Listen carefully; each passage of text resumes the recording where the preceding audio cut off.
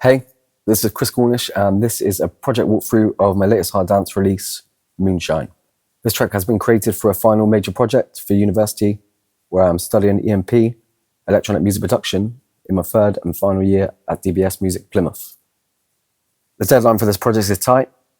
I've only spent 3 weeks on this. A lot more could have been done at the production stage, which would have most certainly improved this piece. I've decided to use Ableton Live for this project. I've been using Logic Pro X for the majority of the course. I found that the processing was more simplified in Ableton, with a lot less routing and sends to bus tracks. Most of the production techniques implemented in this project and for this genre have been picked up through tutorial videos. This includes Microvari's production course, but also Jacoby tutorials and advice on Patreon. This has been essential for progressing with production in this particular genre. Reference tracks have been used within this project to help with idea generation, but also for the track arrangement. So here it is, Moonshine, forthcoming on Downright Digital Recordings, available on all platforms from Friday the 21st of April.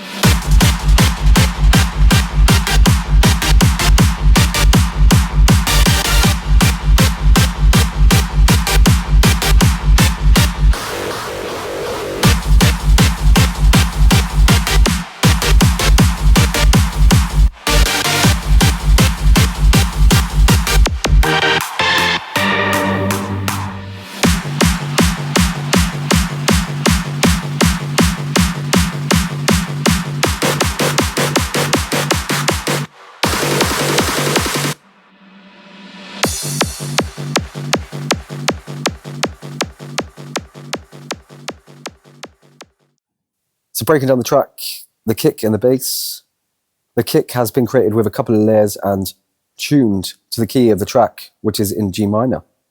The main kick has also been layered with an additional toc.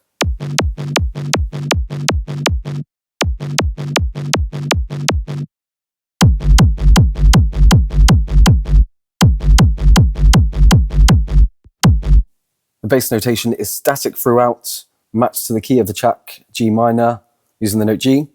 I kind of like the way it sounds, but would have introduced more layers with the notation following the synth melody lines if I had more time to improve upon this piece.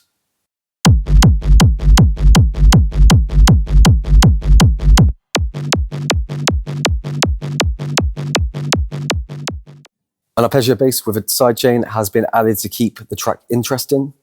Automation has been applied to the art bass, a fade for the track amplitude, and filtering using high pass and low pass frequency parameters as an automated sweep with an EQ8.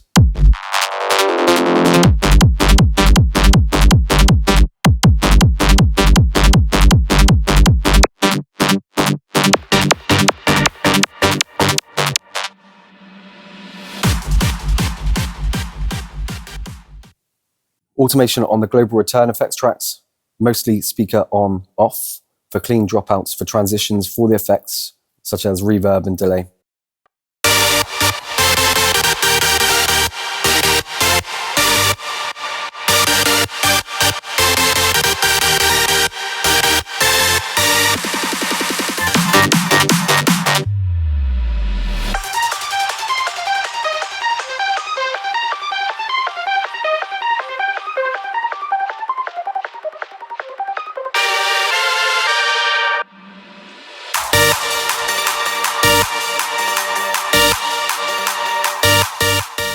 On the breakdown, prior to the synth leads, a couple of layers have been used.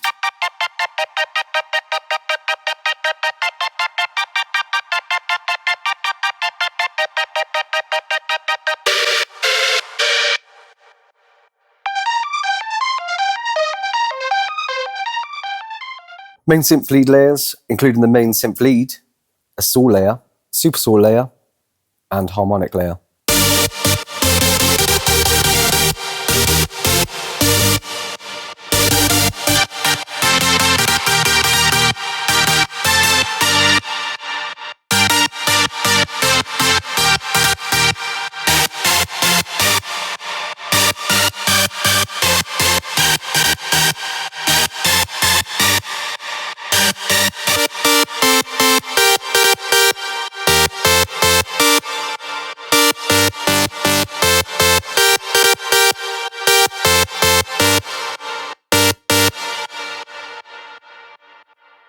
Big chords for the leads.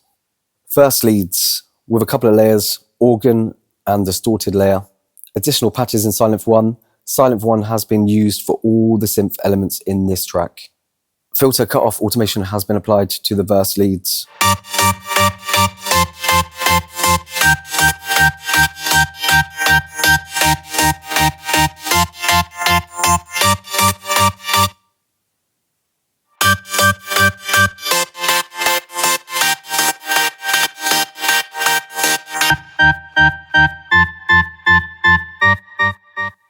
Now onto the effects. Effects such as uplifts, white noise, crashes, crowd, exhaust, etc. And also a choir vocal chop to fill out the track. More effects were needed. It really is one of the most important parts of this kind of genre.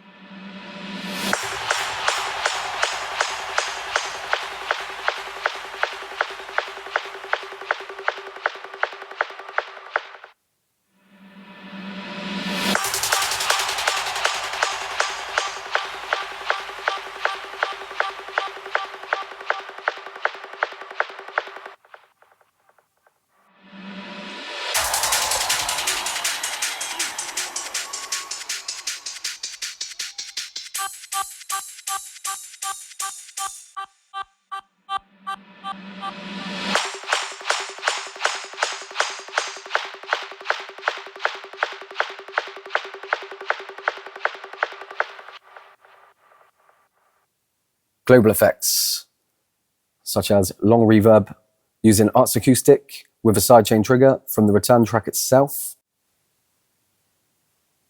used for attenuation of the reverb signal. Another compressor, followed by a shaper box for another sidechain, which ducks the signal mainly where the kick hits.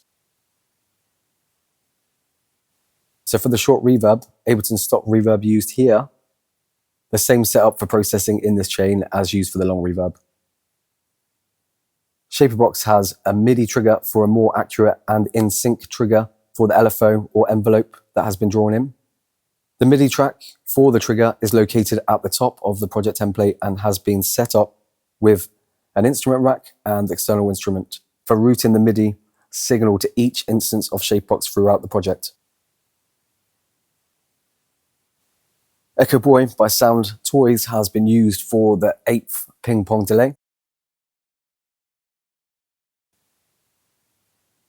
For the monochord delay, I've used Echo Boy again with a quarter dotted note length, adding an extra eighth to the length of the notation. Parallel compression for the next return track, a New York style compression effect for some of the elements of the track. Finally, H delay has been used for a slapback delay effect, 37 milliseconds, worked well for this tempo. A very short delay to add more characters to certain elements. On the master, EQ8, microvari gain stage and rack, multiband compression, Vengeance multiband compressor to add character and additional color to the mix, also an Oxford inflator as a limiter, sausage fattener for color, and subtle compression. I've used Smart Limit instead of Pro L2. Smart Limit is very transparent without adding any color or distortion to the mix. This is just a production mastering chain with low CPU drain. A different chain would be used for mastering with the stems rendered as audio. Thank you for watching. If you have any questions, feel free to get in touch.